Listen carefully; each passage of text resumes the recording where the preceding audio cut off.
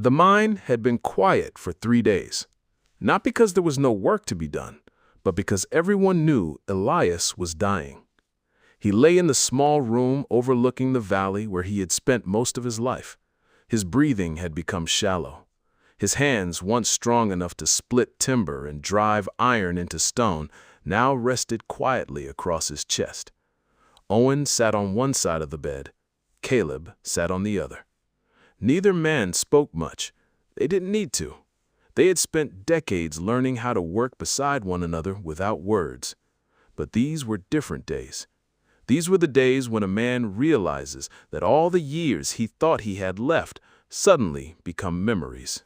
Owen had become a father. Caleb had become a father too. Their wives sat nearby with their children.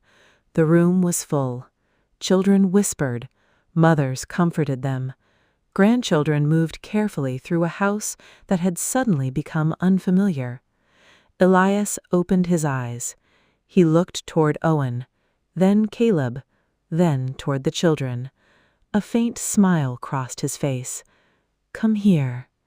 The children gathered around his bed. Elias looked at them one by one. He didn't see strangers. He saw pieces of the men he had helped raise. He looked at Owen's oldest son, then Caleb's daughter, then the smallest child standing behind her mother. His eyes became wet. "Look at all of you." Owen smiled through his tears. Elias shook his head slowly. "I never had children." The room became quiet. Elias looked at Owen. "Yes, I did." Owen's face broke. He reached for Elias's hand. "You know what I mean." Elias squeezed his fingers. "I do." That evening, Elias asked everyone to leave the room except Owen and Caleb. The two men sat beside him. Elias looked at them for a long time. "You boys have done well." Caleb smiled. "We learned from the best." Elias shook his head. "No." He paused. "You learned because you were willing to listen." He looked toward Owen. "That's the difference." Owen lowered his head. Elias closed his eyes. For several moments he seemed to drift away. Then he opened them again. "There is something I never told you." Owen and Caleb exchanged a glance. Elias smiled. "I suppose it's time." Years earlier, after Elias discovered the Chamber of Silver, he had stood alone inside the mountain. He could have taken what he could carry. He could have sold it. He could have become wealthy. Instead, he had done something few people knew about. He had returned to town. He had properly established his claim to the property according to the local mining laws, marked the boundaries of the claim on the ground, prepared the required location notice, and recorded the claim with the appropriate local county or district office. The mine was his, legally recognized, documented, protected. He had never told anyone, not Owen, not Caleb, not the townspeople, not even the men who had worked the surrounding mines. Owen stared at him. "You owned it?" Elias nodded. "All these years?" "All these years." Caleb looked toward the window. "Why didn't you tell us?"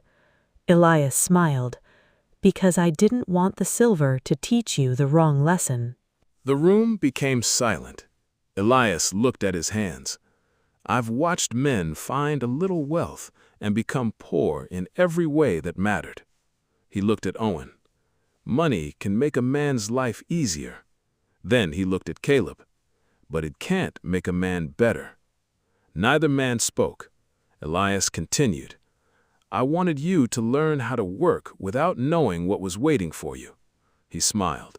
"And you did." Owen suddenly remembered something. Years earlier, when they had stood outside the mine after a long day of work, Elias had said something that Owen had never completely understood. He had told him, "One day, I want this mine to continue to bless the people I love." Owen thought Elias meant the work, the knowledge, the lessons, the men who would continue mining there. Now he understood. Owen looked at Elias. "The mine." Elias smiled. The mine. Elias's breathing became slower. Caleb reached for his hand. Why us? Elias looked at both men. Because you were never employees. He paused. You were never apprentices. His voice weakened. You were my sons. Owen wiped his eyes. And now you're fathers. Elias smiled. Which makes those children. He looked toward the doorway. My grandchildren. That was the last conversation he had with them. He died peacefully 2 days later. Owen was holding his hand. Caleb was sitting beside him. His family surrounded him. Not the family he had been born into, the family he had built. The funeral was held beneath a clear morning sky. Miners came from across the valley. Old apprentices, young workers, families, friends. People Elias had helped when no one else would. People who had learned a trade from him. People who had received a meal from him. People who had simply needed someone to tell them they could become better than their circumstances. The preacher spoke about a man who had spent his life building.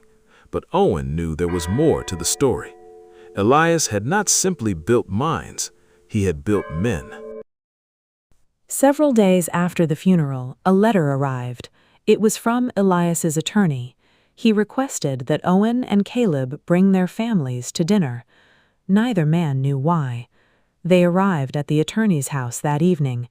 Both families sat around a long dining table. Children played in the next room. The adults spoke quietly. Then the attorney entered carrying a thick leather folder. He placed it on the table. I've been waiting a very long time to open this. Owen looked confused. Caleb leaned forward. What is it?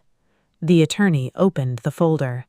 Inside were documents, maps, records, location notices, legal filings, property descriptions, mining claim documentation, and finally, a detailed survey of the silver deposit Elias had discovered decades earlier.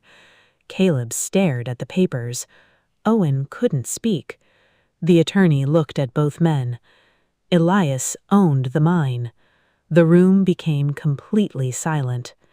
The attorney explained the estate, the mining claim, the mineral rights, the agreements Elias had established, the value of the silver, the income that could be generated from the mine, the provisions Elias had made for his family, their family. Owen looked across the table at Caleb. Neither man smiled. They were thinking about the same thing. Elias knew, all along.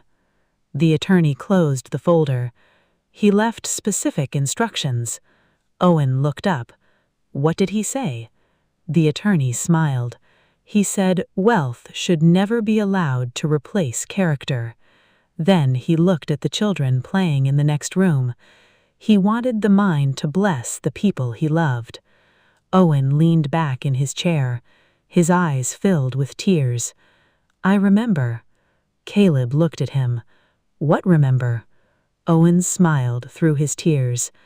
Elias told me once that he wanted the mine to continue to bless the people he loved.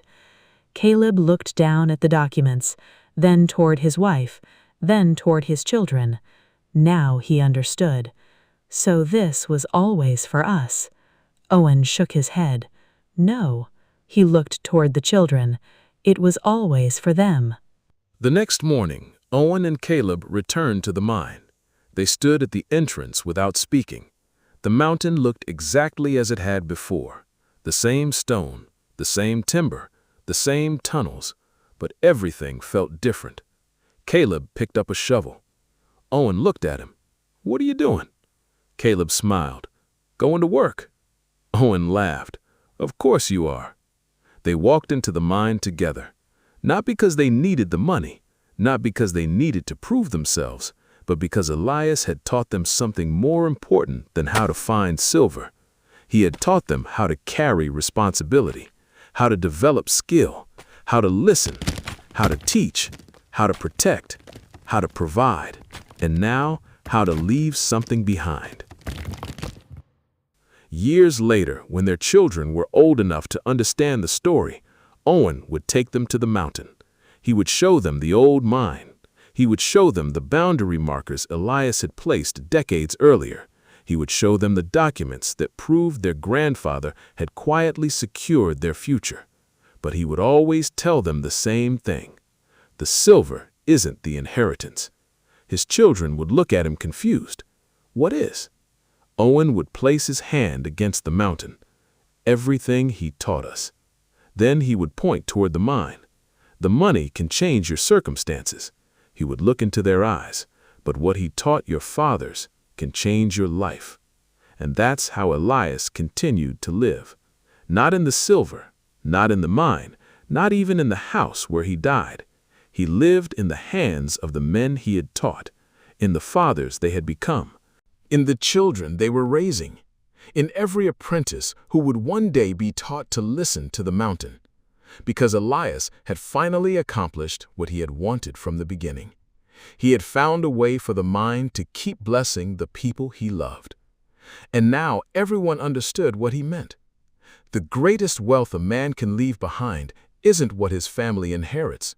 It's who his family becomes because he was there.